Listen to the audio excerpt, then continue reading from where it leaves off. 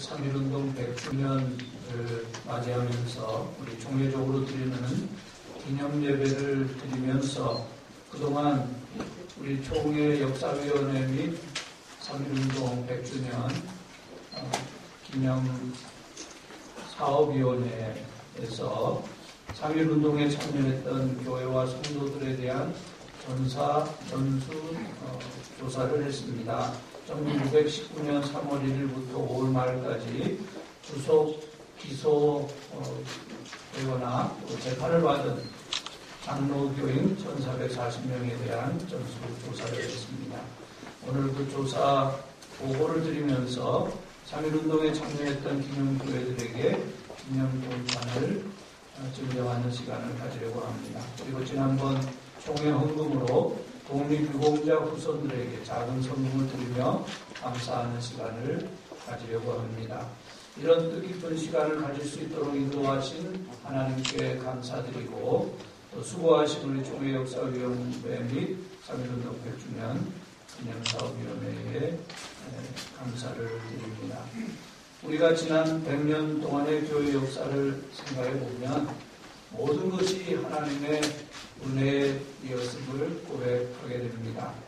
지난 100여 년 동안 일제 침략도 있었고 또 전쟁도 있었고 민족적인 많은 시련이 있었습니다. 그러나 그런 중에도 하나님의 교회는 꾸준히 성장해서 오늘에 이르렀습니다.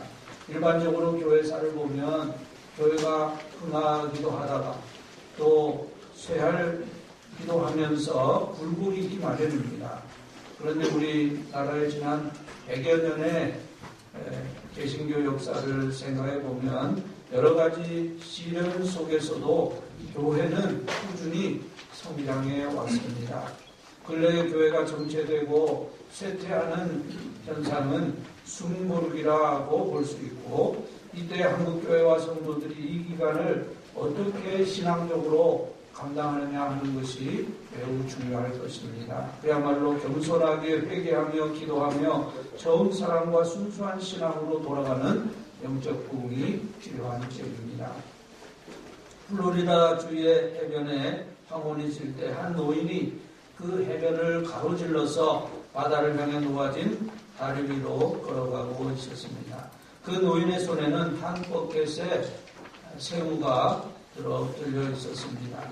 등이 약간 굽은 그 노인은 마른 손으로 그 버켓을 들고 그 다리의 끝까지 걸어갑니다. 거기서 잠시 기다리고 있는 동안 순식간에 하늘에는 갈매기들이 몰려옵니다. 이 노인을 만나러 사방에서 모여온 그 새들이 하늘을 뒤덮고 까악거릴 때 노인은 버켓을 열어서 그 새우들을 그 새들에게 줍니다. 한 30분 동안 그 버켓이 다 비워질 때까지 그 노인은 새들에 둘러싸여 서 있습니다. 먹이가 다 없어진 후에도 새들은 그 노인 곁을 금방 떠나지 않습니다. 어떤 새는 그 노인의 모자에 앉고 다른 놈들은 그 피어를 걸어 다니면서 노인과의 만남을 즐기고 있습니다. 그 노인의 이름은 에디 리켄베이커 씨입니다. 1973년에 그가 사망할 때까지 30년 동안 그는 매주 금요일 저녁이 되면 새우를 한 버켓 채워가지고 그 낡은 다리로 갔습니다. 횟수로 따진다면 1,500번 이상이나 매주 금요일 그곳으로 갔습니다. 1942년 10월 에디 리켄베이커 대령은 메가더 장군의 메시지를 전달하는 사명을 띠고 보내지게 되었습니다. 선발된 몇 명의 승무원과 함께 나르는 요새 플라잉 포트레스라고 불렸던 B-17 비행기를 타고 남태평양을 건너가게 되었습니다. 그런데 도중에 어떻게 길을 잃어버려서 연료가 떨어져서 비행기가 추락하게 되었습니다. 다행히 8명의 승무원들은 구명 뗏목으로 탈출할 수 있었습니다. 그러나 그들은 날씨와 싸우고 상어들과 싸우고 태양과 싸워야 했습니다. 그리고 가장 어려운 싸움은 군주인과의 싸움이었습니다. 8일이 지나자 그 휴대 양식 레이션은 다 떨어지고 말았습니다. 살아날 길은 없었습니다. 기적이 일어나지 않는 한 생존할 방법이 없었습니다. 그때 기적이 일어났습니다. 그들이 저녁 기도회를 드리면서 구원을 위해 기도하고 찬양을 부른 다음 좀 휴식을 하기 위해 누워 있었습니다. 리켄 베이커 대령은 그의 눈 위에 모자를 올려놓고 졸고 있었는데 무언가가 그의 머리 위에 앉았습니다. 그는 후에 말하기를 나는 그것이 갈매기인 줄 알았습니다. 어떻게 알았는지는 모르지만 나는 알았습니다. 다른 대원들도 다 알았습니다. 아무도 말은 하지 않았지만 내가 머리를 움직이지 않은 채로 모자 밑을 보니까 그들의 표정에서 그들의 의사를 읽을 수 있었습니다. 그들은 모두 그 갈매기를 쳐다보고 있었습니다. 내가 그놈을 잡을 수만 있다면 그 갈매기는 우리의 식량이 될 수 있었습니다. 대령은 그 갈매기를 잡았습니다. 그래서 요기를 할 수 있었습니다. 그 갈매기의 내장은 생선의 미끼로 사용되어서 선원들은 생존할 수 있었습니다.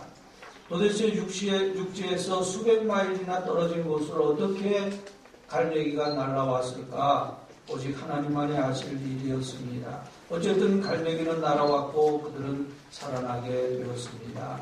그로부터 30년간 매일 금요일마다 황혼 때가 되면 플로리다 동부 해안의 그 한적한 곳에 흰머리에 짙은 눈썹에 약간 굽은 모습을 한 노인이 새우로 가득한 포켓을 들고 나타났습니다. 그는 오래전 어느 날 힘들지 않게 잡혀주어서 그를 살게 해주었던 한 갈매기에 대한 감사의 마음으로 그 일을 했던 것입니다.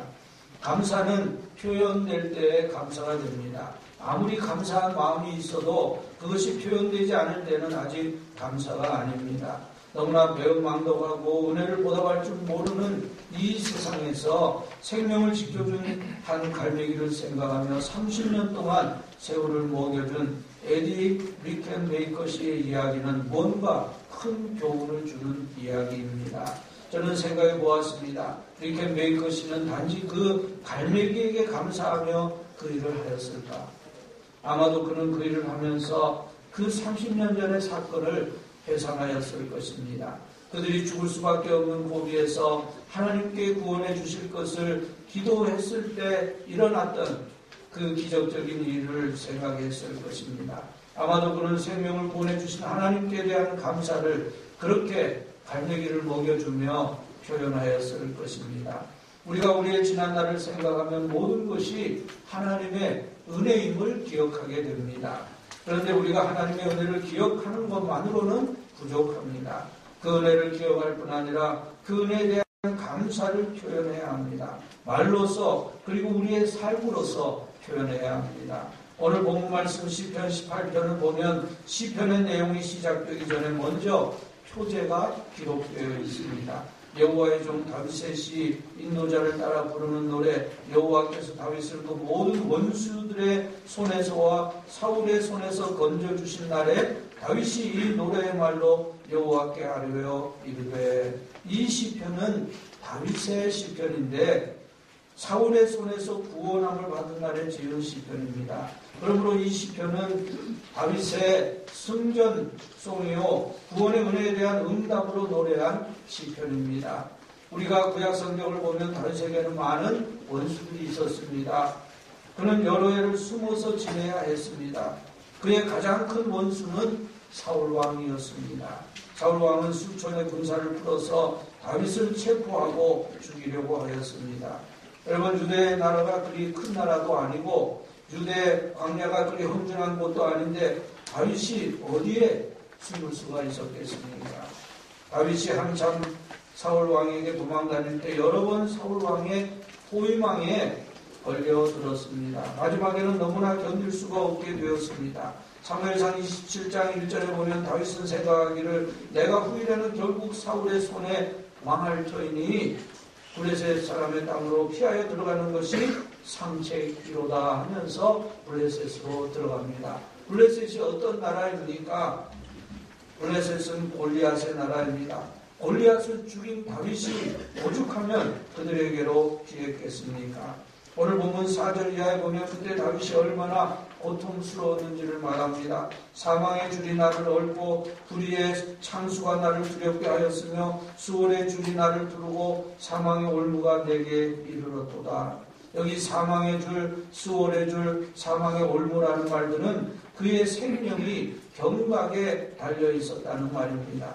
그때 다윗이 어떻게 했습니까?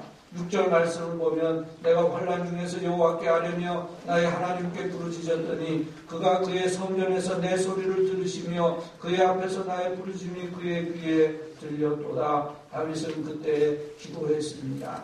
사망의 문턱에 서 있는 사람이 무슨 가망이 있다고 기도하겠습니까?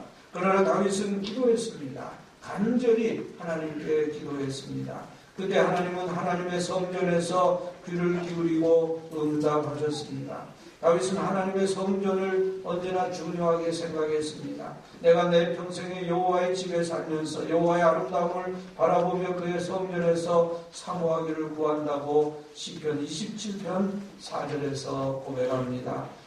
하박국서 2장 20절 오직 여호와는 그 성전에 계시니 온 땅은 그 앞에서 잠잠할지니라. 하나님은 어디에나 계십니다.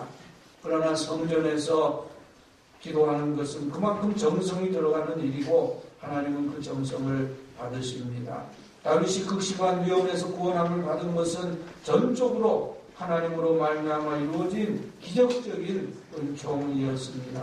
그러므로 다윗은 찬송을 부릅니다. 나의 힘이신 여호와여 내가 주를 사랑하나이다. 여호와는 나의 반석이시요 나의 요새시요 나를 건지시는 이시요 나의 하나님이시요 내가 그 안에 피할 나의 바위시요 나의 방패시요 나의 구원의 뿌리시요 나의 산성이시로다. 내가 찬송받으실 여호와께 아뢰리니 내 원수들에게서 구원을 얻으리로다. 여기에서 다윗이 하나님을 나의 힘, 반석, 나의 요새, 나를 건지시느니 나의 방패, 구원의 뿔, 산성 여러 가지로 표현한 것은 그만큼 하나님에 대한 감사가 큰 것을 말하는 것입니다. 그 하나님이 나의 하나님이 되셔서 구체적인 힘과 방패가 되시고 구원자가 되심을 감사했습니다. 우리 민족이 일제의 압제에서 시달리며 신음하면서 할 때에 많은 성도들이 하나님 앞에 눈물로 기도했습니다. 성전에서 기도하고 또 가정에서 은밀한 가운데서 기도했습니다. 우리 민족이 동력산전의 고난 가운데서 죽어갈 때 하나님의 백성들이 간절히 하나님 앞에 부르짖었습니다. 피난길에서 부르짖고 토굴에서 부르짖었습니다. 하나님께서 그 기도를 들으시고 하나님께서 우리에게 독립을 허락하시고 또 신앙의 자유를 허락하셨습니다. 그리고 교회를 성장하게 하시고 민족의 번영까지도 허락해 주셨습니다. 우리는 하나님이 우리에게 베풀어 주신 그 모든 은혜를 잊지 말고 하나님께 감사해야 합니다. 다윗은 나의 힘이신 여호와여 내가 주를 사랑하나이다 하고 말했습니다. 우리도 하나님을 사랑해야 합니다. 기도로 우리의 사랑을 고백하고 찬송으로 하나님께 영광 돌리고 예배로 정성을 드리고 헌금으로 우리의 헌신을 드릴 수 있습니다. 하나님은 우리에게 가장 귀한 독생자를 주셨습니다. 그러므로 우리도 하나님께 귀한 것을 드립니다. 물질이 우리에게 중요한 것이라면 그 물질을 하나님께 드립니다. 다윗은 이 시편의 처음 부분과 마지막 부분에서 하나님의 은혜를 감사하며 찬양했을 뿐 아니라 7절부터 36절까지에서는 파멸 직전에서 구해주신 하나님의 능력을 간증하고 있습니다. 우리가 주님을 사랑하는 또 하나의 방법은 주님을 증거하는 것입니다. 주님의 은혜를 간증하는 것입니다. 이번에 역사위원회에서 전수조사를 하고 그것을 다른 교단들에게도 보내고 또 언론에도 발표해서 우리 선조들의 순교적인 신앙을 널리 알리게 된 일은 참으로 귀한 일입니다. 이 일을 통해서 우리 성도들과 우리의 후손들까지도 선조들의 신앙과 헌신을 이어받아서 하나님의 사람 다윗처럼 하나님의 은혜를 기억하며 하나님을 사랑하는 신실한 하나님의 백성이 될 수 있기를 주님의 이름으로 축복합니다. 아멘.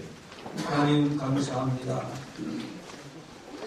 정말 멸망할 수밖에 없는 그 위기와 고난 가운데서 하나님을 향하여 부르짖은 성도들의 기도를 들으시고 응답하셔서 우리에게 독립을 허락하시고 신앙의 자유를 허락하시고 하나님의 교회가 왕성할 수 있도록 인도해 주신 하나님의 그 크신 은혜 저희들 늘 기억하며 감사를 드립니다.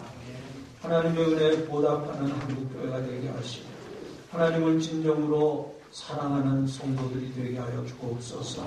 말로만이 아니라 우리의 헌신과 삶을 통해서 하나님을 향한 그 사명적인 그러한 삶을 통해서 하나님께 큰 영광을 돌려드리는 우리 한국교회가 되게 하시고 하나님 아버지 하나님의 교회가 하나님 주시는 영적인 부흥 가운데 새로워져서 이 민족의 소망이 될 수 있도록 은혜를 허락하여 주옵소서. 오늘 저희들의 감사를 받으시고 또 오늘 저희들이 이런 몇 가지 또 귀한 일들을 나눌 때 하나님께서 은혜 베풀어 주셔서 모든 것이 하나님께는 영광이고 또 우리에게는 기쁨과 감사가 되는 복된 시간이 되게 하여 주옵소서. 예수 그리스도의 이름으로 기도드리옵나이다.